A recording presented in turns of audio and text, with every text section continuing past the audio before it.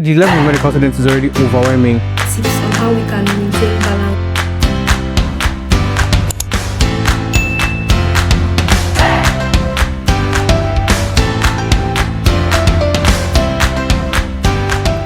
Hello everyone, welcome back to my YouTube channel. If you are new here, I'm Akwoma, and today we are going to be talking about a topic that's very important in medical school, which is finding balance, trying to maintain balance in your life while going through medical school. So let's get started. First, let's talk about why maintaining balance in medical school is very important. We all know that medical school can be incredibly demanding and it's so easy to get lost and overwhelmed. But we still have to remember that both our mental health and our physical health is equally important. So we have to find a way, we have to find ways to maintain that balance, because maintaining balance can enhance our learning experience, it can keep us energized, and most importantly, it will save us from having burnout, it will save us from being burnt out. There are many challenges that can prevent medical students from maintaining balance while in school. Challenges which may include heavy workload in terms of having large volume of materials to study and having back-to-back classes. You know, as medical students, we often have classes from 8 a.m. to 4 p.m. and occasionally we have classes from 7 a.m. to 6 p.m. In the midst of this, we still have to craft out time for our own personal studies and other activities, and that can be a lot. So another challenge people face is the problem of time management. We don't know how to use our free time well. Like, we're always complaining that medical students, we don't have free time, we don't have free time. But anytime we have free time, we often confuse whether we should use it to watch film, we should use it to gist, we should read it to study, we should use it to play football. I'm not saying that playing football, watching movies, and other things are unnecessary. In fact, they are very necessary. They're important to help us keep ourselves sane, like to to get ourselves, not to lose ourselves in medical school. But we should know when and how to manage and use our free time properly. So that's enough about challenges. So right now we're going into the tips on how we can maintain balance while in school, while in medical. The first tip is effective time management. Most of us don't know how to manage our time because we don't know our priorities. Once you know what's important to you, the things that you consider your priorities, you know how to create time for them. If you say that studying is your priority, you'll be able to create out time for studying. If you say that making out time, spending time with your family members, keeping in touch with them, calling your siblings, your parents, your friends on the phone is important to you, you'll be able to create out time for it. If you say that playing football is important to you, you'll be able to create out time for it. So we don't know how to create out time for things. We don't know our priorities. That is why we don't know how to create out time for it. Once you know that this is important to you, you'll be able to manage your time well and be able to create out time for it. So the second tip is quality over quantity. And I'll keep on saying this, that you spend long hours reading does not mean that you read. That does not mean that you learned something, does not mean that you acquired information. You can read from, if you like, read from 8 to 4, and you do not get the main points of what you're reading. You're not able to make good of use of your time. You just wasted that whole day. Like, you just spent that whole day doing nothing. You can be reading and then you're scrolling through TikTok, you're watching Instagram, you're posting memes, you're watching memes, you're watching Snapchat videos, and then your book is just in front of you. At the end of the day, you come out and say, "Hey, do you know that I read from 8 to 4 today?" Who cares? That's your business. Who cares? That's your business. The main point is understanding what you read. And if you're able to understand what you read, then that's when you know you read. So the next tip is having a support system. Support system can include your family members, your friends, mentors, fellow students, just anyone that understands the pressure of being in medical school. Having a support system is very important, especially during the period when medical school becomes so overwhelming. Because surely you get to a point when it's as if everything is just too much on your head and you need people to talk to. So you have to have a support system, people that you can talk to when you feel that everything is too much, people that will understand what you're going through, not those that will tell you. But that's why a medical student now, you're supposed to know how to handle all these things. So having a support system is so necessary. It cannot be overemphasized. So another tip is to incorporate extracurricular activities into your life. Activities that will help you take a break from medical school, activities that will help you reduce stress, activities that will help you socialize with people.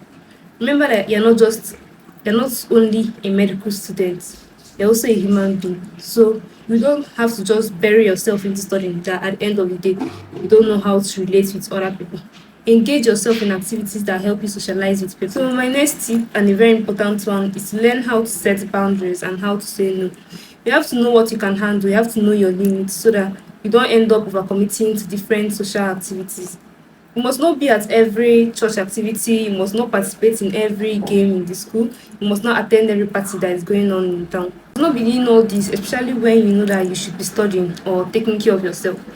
At this point, I'll be sharing videos from my guest speakers on how they try to maintain balance in their life while in medical school. Now, I'll be introducing my first guest speaker, Akang Ekemini. Akang Ekemini is a 500 level medical student of Gregory University too. He's currently the secretary and editor-in-chief of FECAM's GU chapter. He was once a choir master and he's an active member of SCORA. SCORA stands for Standing Committee on Sexual and Reproductive Health, including HIV and AIDS. Now, let's hear from him on how he's able to maintain balance while handling all these positions. Hi guys, my name is Ikemi Akang and I'm a 500 level medical student of Greg University Utu, and I've been asked by Akoma Nze to talk about balancing medical school life despite many activities. Well, first of all, I want you to like, comment, share and subscribe to this channel. It will mean so much to Akoma. So let's hop right into the video. So already the level of medical students is already overwhelming. There are a lot of things that we as medical students do that are not academically inclined. As for me, I'm involved in many activities outside my academics. So in this video, I'll talk about like the things I do to balance up my academics and my life entirely. So the first thing first is time management. I cannot overemphasize on this. You need to know how to manage your time as a medical student. You cannot put all of your time into other activities, leaving your academics outside. You need to plan. You should have a planner on what time you allocate to your academics and what time you allocate to your social life, to your business, if you're a content creator and other things. And I also want to give a big shout out to Akoma. I don't know how she manages her academics as well as her YouTube channel. I don't know, you're a real OG. Secondly is setting realistic goals. You cannot appropriate the time you appropriate to a particular thing. You need to set goals that in bits as per, okay, if you're locked into your academics, you cannot tell yourself you're going to finish a whole course in a day. Obviously, it's not going to happen. So you cut your tasks in bits, and then with time, you see that you'll be able to accomplish all those goals at a time. And then thirdly is having a support system. As for me, what works for me is having friends outside my medical school life.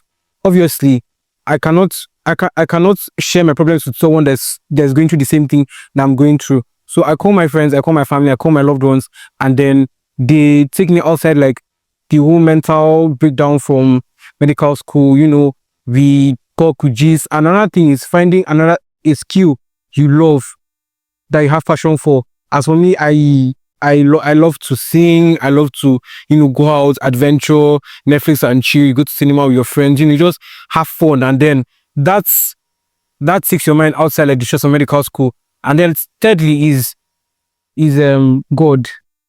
I don't know. I'm a Christian. A lot of us here are Christians, and you just have to put your tasks and your days into God in prayer, and trust me, He's not going to fail you. And then another thing is, I'll still hammer on that time management, because what really works for me is appropriating time for things. I wake up in the morning, say my prayers, go for class, come back, and then that time from class to when I'm going to read is when I like dive into another thing I'm doing. I'm a business owner, I'm a content creator. So is that moment in time that I go to do what I want to do. And then I also have positions in fellowships like FECAM, CMD, and IFS. So they have like daily activities, and then I know that from what time to what time I'll go for fellowship or I'll go for choir practice and stuff like that. And then there's something that also works for me is when I have an exam or a test coming up, I do what I call lock in. As per, I did not do anything outside my academics. I lock into my academics, and it has always worked well for me. And besides, the fellowships and the positions I hold in other activities, I like lay the situations with them. I'll be like, oh, I have an exam coming up, and I'm sorry, I'll have to back out from each and every activity that I'm holding at that time. And then to God be the glory, they understand, and then they let me go of all stress and everything I'm doing, and then I just face my academics. And then when I'm done with that phase of my life, I go back to whatever thing I was doing. So that really works for me. And then lastly, I want to conclude that it's not about doing everything at a time. It's about doing what matters at that time. And with all this, that's what has kept me going. And my academics I've not faltered in my academics. And besides, I've been able to balance up the things I'm doing, and it's really work for me. So once again, I wanted to subscribe to this channel, and yeah. So that's it. Bye, guys. I hope you're able to learn a lot from his video. Remember that finding balance is an ongoing process. It's not something that you can completely achieve and then forget about. It's something you have to continuously work on. Of course, there will be times when you feel like everything is out of your control, when you feel like you're losing control of what's going on. But that's completely fine. It's normal. You just have to calm down, recheck your steps, and then make any necessary changes to your lifestyle. If you found this video helpful, like this video and share this video. You can also drop your own tips in the comment section, and don't forget to subscribe to this channel for more content. Bye!